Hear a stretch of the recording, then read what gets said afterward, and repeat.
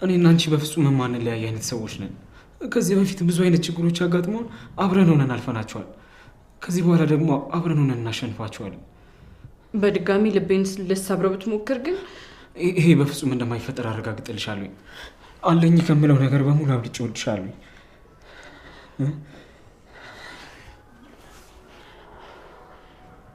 አንተ ሞንክ ያ ዳዊት ላደረሳችሁብኝ ነገር ቀን ነው የምቆርጥላችሁ። ታያለ የእጃችሁን ነው የምሰጣችሁ። ዳዊት? ከዳዊት ጋር ደግሞ ምን አገናኛችሁ? እሱ አንተን አይመለከትህም፣ ግን ላደረሰብኝ ነገር በእጥፉ ነው የምቀጣው። ዛቻሽ ቆየኝና ከዳዊት ጋርም እንዳገናኛችሁ ትነግሪኛለሽ? እሱን ራሱን ሄደ ጠይቀው። ዋናው ነገር ለበቀል እንደተዘጋጀው ማወቁ ነው።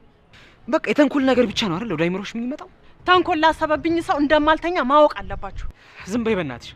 ያደረግሽው ነገር ረስቼ ካንቺ ጋር እኩል አፍ መካፈት አልነበረብኝም። እኔም ከእንዳንተ አይነቱ ከማይረባ ሰው ጋር ንግግር የለኝም። ጊዜና ቦታ እየመረጥኩልሽ ነው። በጭራሽ ያንቺን ጉዳይ አረሰውም።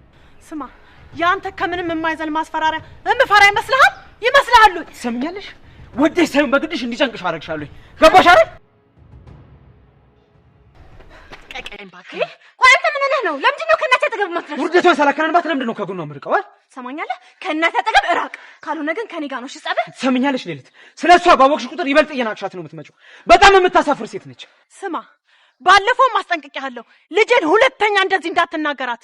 የሚያሳፍር ማናት ደግሞ ያለው ማን እንደሆነ እናውቃለን። እሺ አባቴን በክፉ ነገር አታንሹ። ጭራሽ ያደረግሽው አልበቃ ብሎሽ ስለሱ ክፉ ታወራለሽ። ጥሩ የሚወሳ ነገር ሲኖረው ነው የሚወሳው። እሺ ይሄን ደግሞ ጠንቅቀህ ታውቃለህ። ጠብቅ፣ ያሳይሻለሁ።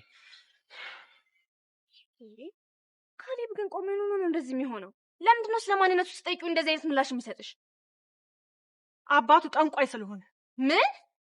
የካሌብ አባት ጠንቋይ ነው? አዎ፣ የካሌብ አባት ሰፈር ውስጥ የሚያስቸግር ጠንቋይ ነበረ። ካሌብ ሉሊትን ይቅርታ ጠየቃት። አንቺን መተው አልችልም፣ እባክሽ ፍቅሬ ሆይ ይቅርታ አድርጊልኝ ብሎ ለመናት። እሷም ልቤ ባንተ ማረፍ አልቻለም፣ ድጋሚ እንደማታሳዝነኝ በምን እርግጠኛ መሆን እችላለሁ አለችው። ተንበርክኮ ድጋሚ ስህተት እንደማይሰራ እንደማያሳዝናት ቃል ገባላት። ኤልሳ ከኋላ ተደብቃ እየሰማች ነበርና በመታረቃቸው የተበሳጨች ትመስላለች። ምን አይነት ወጥመድ አዘጋጅታ የምታጣላቸው ይመስላችኋል? ሰላም ውድ የበጽናት ቲዩብ ተከታታዮቻችን እንደምን ቆያችሁ? ዛሬ ሉሊት ክፍል 69ን ይዘንላችሁ መተናል። ቪዲዮውን ስትጀምሩ ላይክ፣ ሰብስክራይብ በማድረግ የተለመደው ማበረታቻችሁን እጠብቃለሁ። አልማዝ ክፋቷ እየጨመረ እየመጣ ይመስላል። ዳዊትና ካሌብን ለመበቀል እያቀደች ትገኛለች። ውድ ተመልካቾቻችን አልማዝ እና ዳዊትን ትበቀላቸው ይሆን ወይስ በድጋሚ ወጥመድ ውስጥ ትወድቃለች? ሐሳብና ግምታችሁን በኮሜንት አሳውቁኝ። በሌላ መልኩ ካሌብ አባቱ ጠንቋይ እንደነበረ ልዕልቲ ከእናቷ ሰማች። ይሄ ጉዳይ ሉሊት ስትሰማ ምን የሚፈጠር ይመስላችኋል? ስለምትከታተሉን በጣም እናመሰግናለን። በቀጣይ ክፍል 70 እስከምንገናኝ ቸር ቆዩን።